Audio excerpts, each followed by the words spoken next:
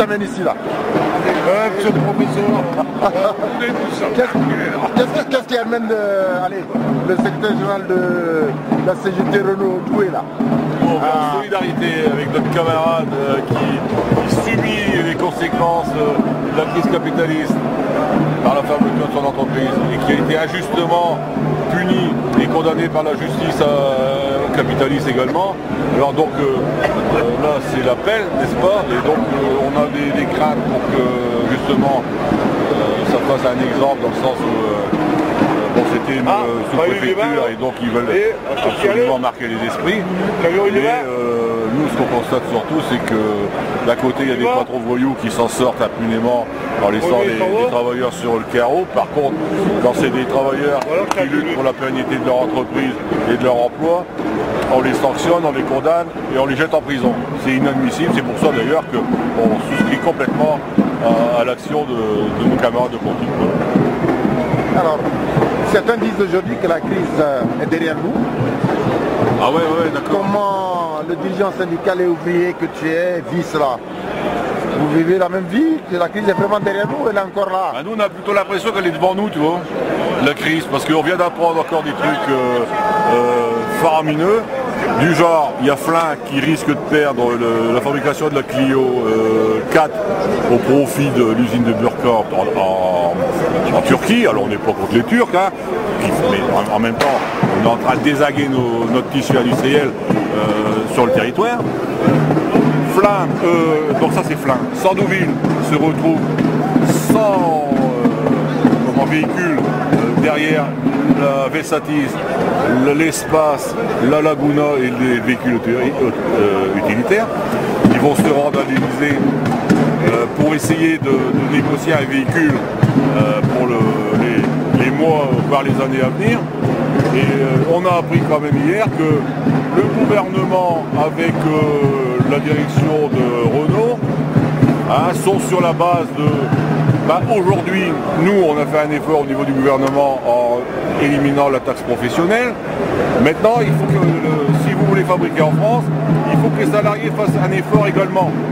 Il faut se mettre autour de la table des négociations pour baisser le coût du travail qui est trop élevé en France, avec toute la série de reculs sociaux que ça va engendrer, c'est-à-dire sur les salaires et tout. Donc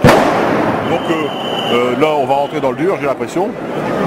Bon, on a quand même un problème toujours avec une CGT qui campe quand même sur les négociations plutôt que sur l'action. Et ça nous pose un problème. Ici, on va avoir un cartel certainement la semaine prochaine. Je vais bien voir, mais à mon avis, les camarades des sites concernés, et dont le nôtre également, parce qu'on a appris que notre directeur d'usine, Jérôme Olive, qui s'en va en Roumanie, il s'en va lancer un monospace qui risque d'être directement concurrentiel avec la gamme Scénic version numéro 3. Donc ça commence à nous trottiner dans la tête tout ça, tu vois. Donc nous on est sur maintenant, il ne faut plus tergiverser, il faut foncer dans le tas. Et c'est le message qu'on portera à la coordination avec les autres camarades et on verra bien le résultat. Mais bon, du côté de la coordination qui est la courroie de transmission de la fédération, à mon avis, ils vont encore traîner les pieds. D'accord. Alors, c'est justement la question effectivement de la désindustrialisation organisée par les patronats. Et que penses-tu, en tant qu'ouvrier et dirigeant syndical, du mot d'ordre nationalisation des entreprises qui délocalisent? Nous, on a toujours été sur la renationalisation de Renault, parce que bon, je me souviens à l'époque, j'étais pas encore syndicaliste, on nous disait, mais de toute façon, la privatisation de Renault ne va rien changer. Sauf que maintenant, avec le recul, on sait que c'est tout le contraire qui s'est opéré. On était à 7000, on est arrivé aujourd'hui à 5300 en termes d'effectifs. Les salaires, ils n'ont fait que décroître. Les primes sont de plus en plus aléatoires. Donc sur un plan social, que sur le plan social, bien entendu, on sait que quand on privatise une entreprise, c'est le recul social au bout. Et donc on a toujours porté, nous, la renationalisation de... Alors c'est pas... Après c'est pas la panacée non plus. C'est-à-dire que le patron, c'est le gouvernement. Sauf que le gouvernement, lui, contrairement au patronat, parfois il est quand même tenu par des échéances électorales, choses sur lesquelles on peut influer plus ou moins fortement. Ça fait une différence. Mais en même temps, moi, ce que je retiens surtout, c'est que quand Renault était nationalisé, on considérait que c'était la vitrine sociale de la France. Hein, on disait que quand Renault tousse, la France sort une. Maintenant, Renault peut tousser, hein, il ne se passe plus rien, quoi. Hein. Tout le monde tousse, mais dans son coin. Et ça, c'est un peu gênant, quoi. Bien. Alors, dernière question. Le 49e congrès vient de se terminer, de la CIT vient de se terminer. Alors, quel bilan? Moi, j'estime que le bilan est plus que positif dans le sens où on va pas se raconter des histoires. Le congrès était ficelé, bouclé. On sait très bien que Thibault ne se mettait pas en difficulté dans un congrès, et ça serait d'ailleurs le sous-estimer, chose qu'on ne fait pas, on ne sous-estime pas un adversaire. Mais dans le même temps, on peut sortir quand même grandi de ce congrès parce que par rapport aux votes qui ont eu lieu, ils ont été y compris obligés de tricher sur les abstentions, chose que tout le monde a remarqué. Et quand on fait le compte, tranquillement, en toute objectivité, on s'aperçoit qu'on est quand même pas loin des 30% de vote contre sur le bilan d'activité et sur également les résolutions qui ont été proposées à ce congrès.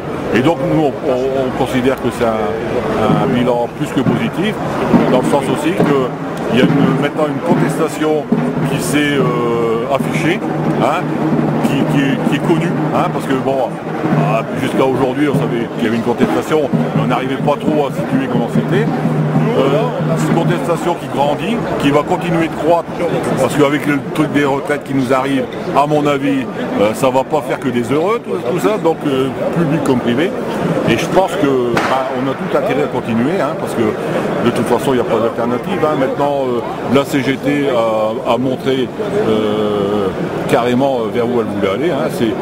Elle est calquée sur les injonctions de la CES, elle obéit aux injonctions plutôt de la CES, et donc maintenant elle affiche la couleur dans le sens où elle est une organisation syndicale réformiste.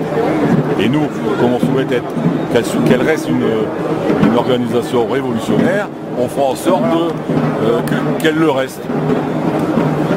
Merci.